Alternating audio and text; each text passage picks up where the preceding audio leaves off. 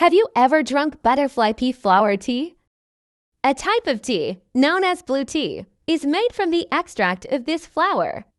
Let's learn about some of the health benefits of this tea. Butterfly pea tea offers various potential health benefits, primarily due to its rich antioxidant content, which supports skin and hair health, heart health, and brain function. It may also help with weight management, blood sugar regulation, and possess anti-inflammatory and antimicrobial properties. Butterfly pea tea may help boost metabolism and support weight loss by preventing fatty liver disease, which is often linked to abdominal weight gain. As a herbal tea, it is a caffeine-free beverage.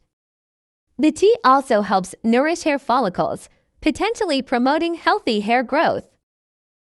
Antioxidants can improve skin elasticity, reduce signs of aging, and protect against damage. The anthocyanins in butterfly pea flowers may support cognitive function, enhance memory, and reduce anxiety, contributing to mental clarity and focus. A common way to consume this flower is as an herbal tea. Boil water, add 3 to 4 flowers to it.